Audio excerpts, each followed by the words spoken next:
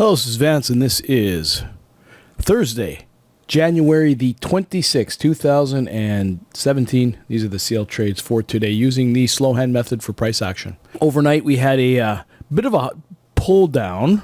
I mean, this is, really price was in a range, traded down a little bit. And what I wanted to really highlight is that over the last couple of sessions, it's been kind of a pattern. And the pattern has been that not too long before the open, we have price trading down from the overnight. It kind of recovers a bit, almost like a reversal pattern, and then when the open bends, it heads higher. And we've had that for the last couple of sessions. And the problem with kind of following that right at the open is that sometimes you get to the idea that get very focused on thinking that that's going to happen over and over and over, and you don't know if that's going to happen or not. So if you even just look at the previous days, for instance, you can see. This was yesterday. Same kind of idea. Price traded down, pulled back a little bit, and this was just near. This is 8 o'clock, and this is near the open. And see, price traded up and out of there. Of course, this was the overnight session. They had, the DOE report was out here, and then the day before that, this is Tuesday. Same kind of idea. Price traded down from the overnight, kind of bounced around a bit, found some purchase at about 9 o'clock open, and then made its way up higher. This is a little bit slower. So last couple of days has been like that. Today was a similar issue, and let me just show you what happened here. This is later. This is 4 o'clock, and where price traded down. And when you see it bouncing right here, I mean, first of all, there wasn't a lot of motion. There was a range that's up higher. We're talking about just above $53. Price trades down somewhat lower, maybe about 25 ticks lower.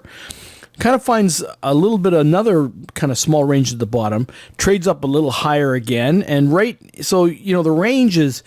Price is really concentrated between, let's say, 53.25 and 52.80. So 52.25, 52.80, 40 ticks really at the bottom of the trades. Now, what's going to happen when the market opens? Well, prior to the opening, and then from this period here, and I'll just kind of mark it off what I was thinking first thing, sitting down at my station here. This is 6:45. Price does move up off this bottom a few ticks, about 15 ticks or so, 20 ticks, let's say. So it moves up 20 ticks.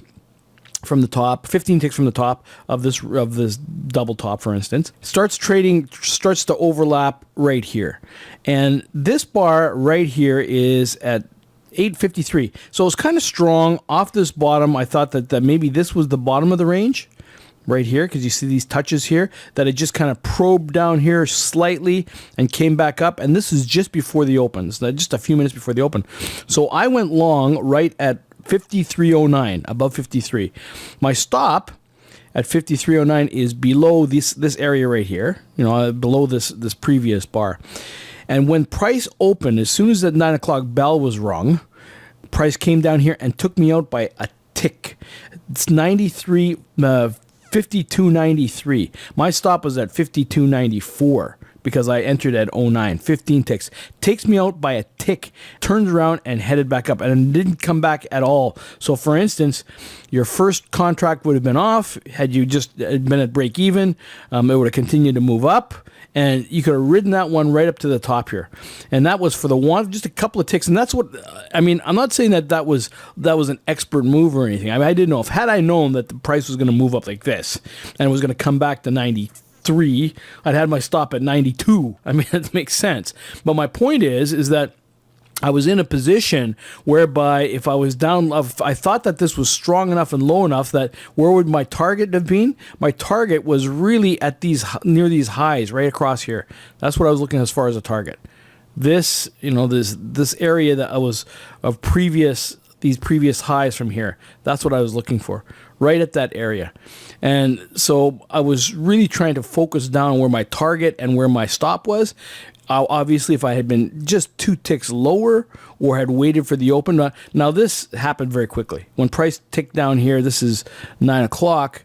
This is 9:34 seconds later, and we're talking 9:01:33. It's already sprung out of here by 30 ticks.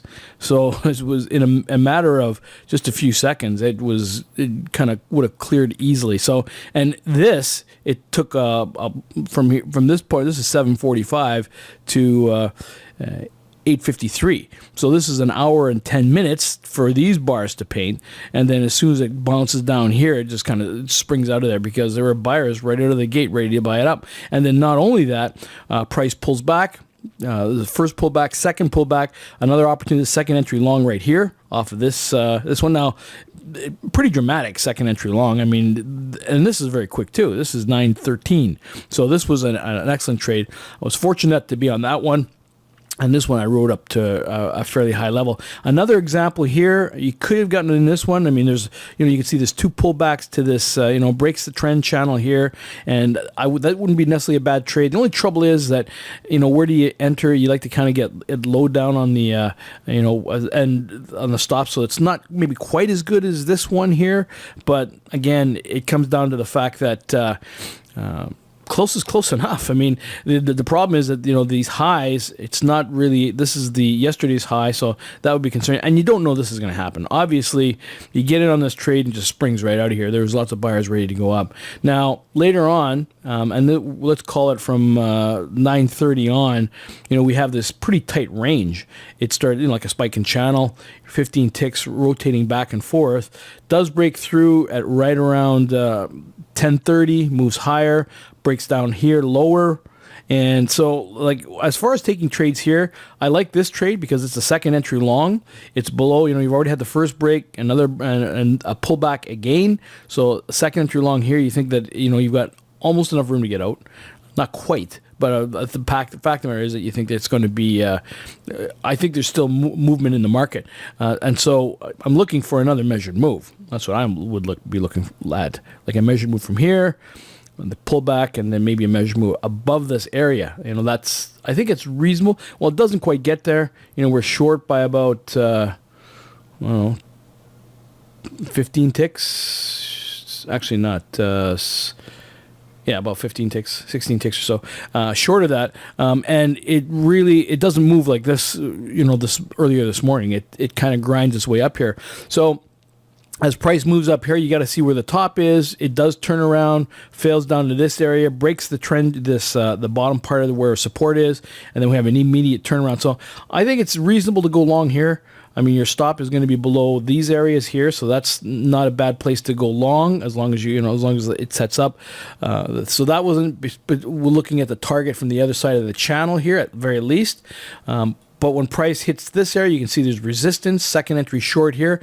I took this trade. Came back down. Only give me the 15 ticks. What I was thinking originally is because of this strong move down here like this, and that it pulls back, and then we have another move down. I was thinking that we would have another measured move down to this area. I was thinking that maybe even testing where the opening price was, down somewhere in the neighborhood of 53, but that wasn't the case. As soon as it moved its 15 ticks, as soon as it hit the support down here, we had another turnaround, and we see, and here's another second entry long right here. This one is not quite as good. You don't have as much room to get to the top. It would have worked, but as you can see, when price did get up to the top of this channel, again, it starts to capitulate, kind of rotates over, and then slowly tries to make its way down. And again, it hits this bottom part, and you can see that it moves its way up. So I think this 15 tick range here was pretty much nailed for most of today after, let's say after the session, after about 9:45. So most of this movement up took place in the first 45 minutes of trading. And now we just had this rotation area from a high of about 30 to about 17, about 20 ticks, I would say, at the high. So again, like you're looking at making any trades, you got to look at getting trades in low, like buying when it gets to the bottom of this channel and selling when it gets to the top. And the other side of it is that how many of these trades do you really need? If you can get 2 or 3 trades a day, or 2 trades that are positive on day, that's a good day. Like if you get 2 positive trades and only 1 loser, you get 3 trades, you're trading 66%. That's a good day. Even if some break-even trades chucked in there. So I think that's it for today. Just a real quick review. I had a demonstration trade of this one right here. I think I had this one. Yeah, I think I had the demonstration on this one.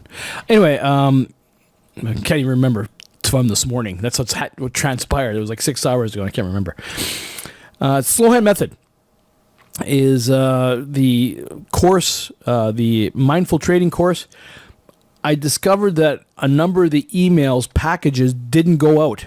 There was some problem with my email manager, or from actually what is the problems are with the supposedly with my internet service provider, because and conflicts with Microsoft Word or something like that. Anyways, I was on the phone yesterday for over almost 2 hours with my tech guy at the local office here.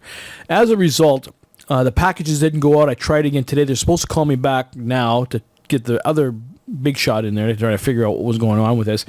I have access with my iPad and with my other materials, and there's some things that go through, but this package for some reason won't go through, and it's not that big as far as information, unless maybe it is.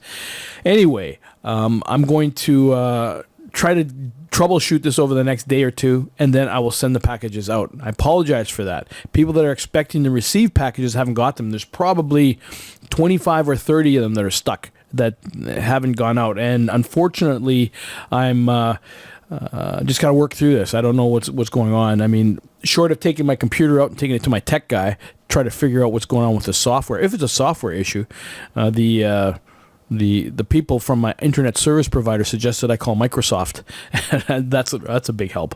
I mean, being on the phone with them for 4 hours at a time and not gotten any help. So I don't know what's going on. I may have to reload the Outlook program that I'm using. They're Microsoft files, but on Outlook that I'm using, it's Microsoft Office. But I don't know what's going on. There's some problem. Anyway, I apologize for this. I want to get them out quickly because I want to start this thing within the next couple of weeks, and it's dragging on. Especially, I expected all this stuff to be out this week for sure, and it's not. So my apologies for that. Just exercise a little patience. I'll get this sorted out within the day or two, and we'll go from there. So thanks for watching. If you have any other questions, please let me know. My Gmail account is still working, so you can send any queries or questions to slowhandmethod@gmail.com. Thanks very much, and rest assured, I'll be in touch. Bye for now.